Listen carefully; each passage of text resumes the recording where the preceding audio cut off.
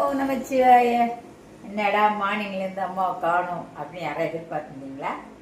இன்னைக்கு நான் கொஞ்சம் சமையலுக்கு காத்தால என்னால் முடியல, தூங்கிட்டேன். இருந்தாலும் எழுந்துட்டேன். வீட்டில் சமையல் பண்ணியிருக்காங்க, சாம்பாரும் ஒரு பொரியலும் பண்ணியிருக்காங்க. அது பசங்களுக்கு எல்லாருக்கும் டிஃபன் பாக்ஸ் எல்லாம் கட்டி அது முடிச்சிட்டோம். இப்போ இன்னைக்கு புதன்கிழமை, போன வாட்டி வியாழக்கிழமை கொடுத்தோம். பிள்ளையார் கோவிலுக்கு கொழுக்கட்டை செஞ்சு கொடுத்தேன், ஞாபகம் இருக்கான்னு தெரியாது. இந்த வாட்டியும் இந்த பாருங்க கொழுக்கட்டை, இது பிள்ளையாருக்கு ஃபஸ்ட்டு பண்ணுறது வந்து பிள்ளையாருக்கு கோவிலில் கொடுத்துருந்தோம். இதில் என்ன கொழுக்கட்டை, போன வாட்டி நான் ஜவ்வரிசியில் கொழுக்கட்டை பண்ணேன்னு சொன்னேன். இந்த வாட்டி வந்து இந்த கொழுக்கட்டை பாருங்க எப்படி நல்லா இருக்குன்னு. இந்த கொழுக்கட்டை என்ன கொழுக்கட்டை அப்படின்னா அரிசி மாவில் செய்கிற கொழுக்கட்டை தான்.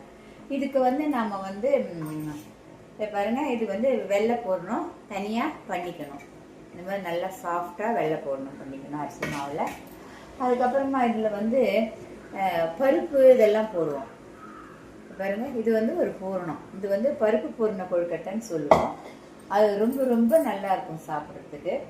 இப்போ வந்து இந்த கொழுக்கட்டை வந்து நம்ம பிள்ளையாருக்காக முதல்ல நம்ம பண்ணுறது வந்து பிள்ளையாருக்கு கொடுக்கணும். பிள்ளையாருக்காக இதை நான் எடுத்து வச்சிருவேன். அதுக்கப்புறமா பண்ணுறது நம்ம வீட்டில் இருக்கிற சுவாமிகளுக்கெல்லாம் பூஜை பண்ணிவிட்டு குழந்தைங்களுக்கெல்லாம் ஈவினிங் மத்தியானம் வந்துடுவாங்க இல்லையா எல்லாரும், அப்போது ஸ்நாக்ஸாக நம்ம கொடுத்துடலாம். சரிங்களா?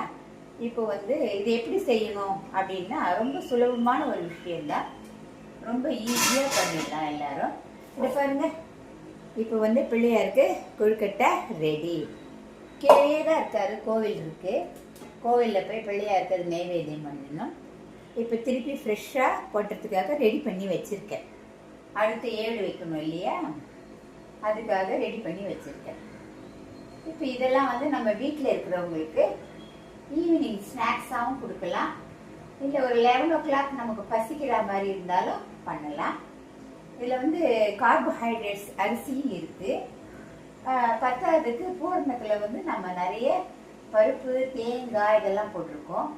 ஸோ இதில் வந்து உங்களுக்கு ப்ரோட்டீனும் கிடைக்கும். இன்னைக்கு சுண்டல்லாம் பண்ணலை இல்லையா, அதனால இது பண்ணியிருக்கேன். சரி, இது ரெடி ஆகட்டும். இப்போ நான் உங்களுக்கு இன்னைக்கு என்ன ஸ்பெஷல் வீட்டிலன்னு சொல்லிட்டேன். வாங்க எல்லாரும் சாப்பிடலாம். கோவிலுக்கு போயிட்டு நெய்வேத்தியம் கொடுத்துட்டு வந்துடுறேன், எல்லாரும் சாப்பிடலாம் வாங்க.